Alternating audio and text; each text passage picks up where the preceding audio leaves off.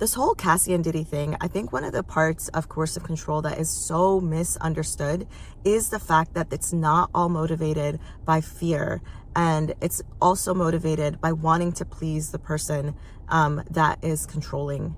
And this is a part that we don't really talk about, and this is what throws people off. Either you're talking about coercive control in a one-to-one relationship, in a group dynamic, like for example, corporate America, right? Like, you will make decisions against your own interests, right? You will give your life to a job. You will be so tunnel visioned and forget your family and forget your even building your potential family. And, you know, in the moment, somebody can even sit you down and be like, look, this is what's happening. They can completely show you the logic. Somebody can say 1 + 1 is 2. And you'd be like, yeah, I'm still going to go with -5. And so we kind of like see people who are in coercive control as these like weak, meek, young, which Cassie was in this situation. There was violence, right? There was fear. There was, which only reinforced it. There was the fact that the age gap was so big, the fact that the power dynamic was the gap between his power and hers, and the fact that he was in the industry that she wanted to succeed in. And the things that she says in court, like, and I'm not going to get it exactly right because it's kind of like telephone. I didn't memorize all the things, so I'm not going to get it exactly right. But like, they'll ask her questions like, did you want to do the freak offs? No. Did you want the guys to pee on your face? No, I didn't want them to urinate on my face. Did you want them to do these things? Did you want to? No, I didn't want to do that. And then in the same breath, they'll be like, why did you initiate a freak off? Like, in this text, you initiated a freak off. Why did you do that? And it just, your actions don't make sense, right? And she'll answer things like, well, because freak offs were the only time that I got with Diddy and I wanted his love. Like, that part of it is what throws people. There's a choice part of it. People are actually making a choice. They are choosing something that's against their own self-interest, and you can see it. And that's where the argument is. Like people will not accept, oh, my phone is like falling off here. People will not accept the fact that they don't have a choice or they don't have power in their lives. Like, that is very hard for certain people to swallow. They take responsibility for their life, so you should take responsibility for yours. They don't buy the I'm a victim and so I can get to, like, because then that argument can go for people who are also perpetrators of violence, right? And especially in coercive control situations, like Diddy's lawyer is the lawyer also defended Keith Raniere, who was the head of the NXIVM cult, right? And you can talk about like some of the victims in the NXIVM cult being also the perpetrators of this violence where they were branding women and this is exactly what it looks like. You can be a victim and a perpetrator in the same breath. You could be somebody who's kind of, your agency is taken away from you, but you're making choices that clearly go against your self-interest, clearly go against your morals. So people are like, where do we draw the line? Where do we draw the line? And that's the question. And I don't have an answer for you because I think that's an individualized answer for each person and for each situation. But I think we think sometimes like we don't find ourselves in these situations, but we actually really do. And that coercive control looks like fear all the time. It's not. It's wanting to please. It's wanting to get approval. It's wanting someone's love. And then the other comment I have with this is that a lot of times people see this dynamic play out somehow, somewhere in their lives. And then when it comes to relationships, they are so afraid of being the person who is the less powerful one, right? Who is the one, like with Cassie, she was the one chasing his approval. She was the one wanting his love.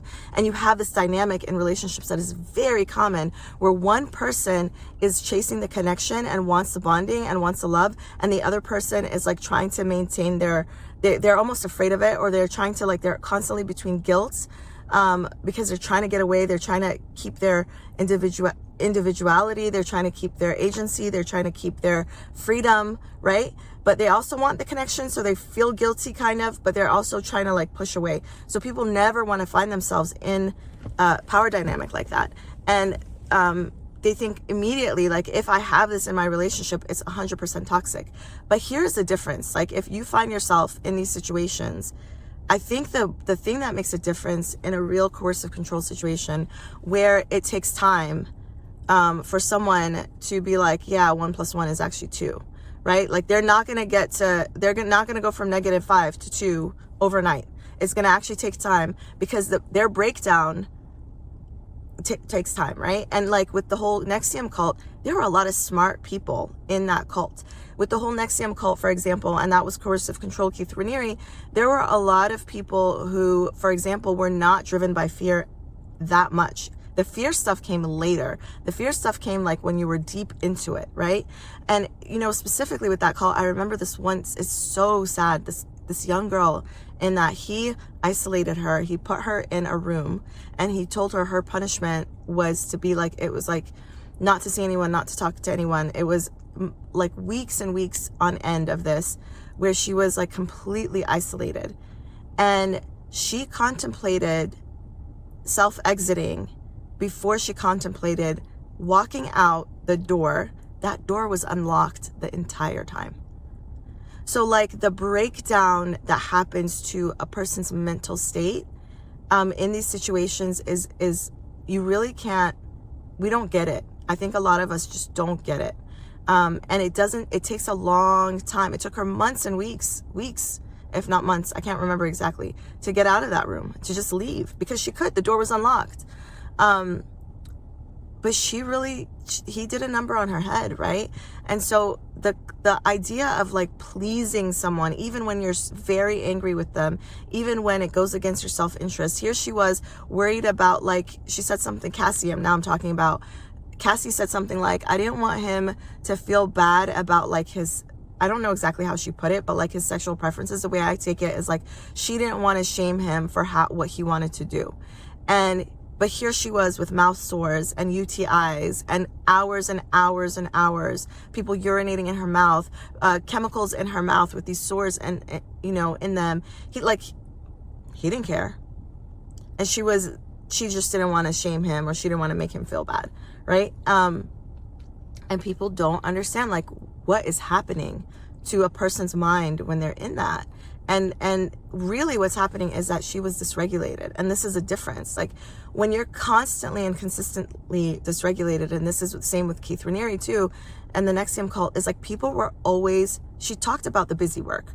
They're not able to feel and think at the same time, right? Like when you're dysregulated, you're either on one side of the spectrum where you shut down your feelings and you're kind of just like moment to moment, you're rationalizing everything, you're in your head about things, you're over analyzing, you are just like intellectualizing what's happening to you. You cannot feel, you are numb. It's like low battery mode around feelings, because feelings completely overwhelm you, throw you off, it makes you completely off kilter. You're completely always out of your center balance, like they throw you. And narcissists a lot of times do this instinctively. It's not instinctively, but it's learned behavior that they do automatically. They're not like consciously thinking about throwing you off, but they do it. They realize, oh, you're regulated, you're back to your center. Let me just do something that throws you off your balance, like takes you out. And you're dysregulated. So you're either on this one extreme where you're numb, not feeling anything, or you're completely flooded by emotions and you're not able to think. And when you're regulated, you're able to think and feel at the same time. And people think if you're feeling too much that you're actually not able to think. That's not true.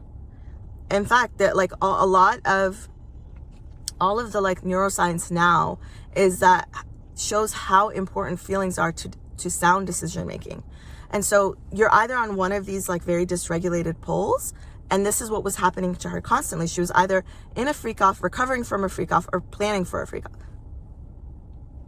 And so, you know, I just think that this is a part of coercive control that we don't understand. We think it's just because she wasn't driven by fear the entire time that this was not coercive control. Then she had a choice that she could make. And yes, she was making choices. Yes, she was making choices against her own self-interest.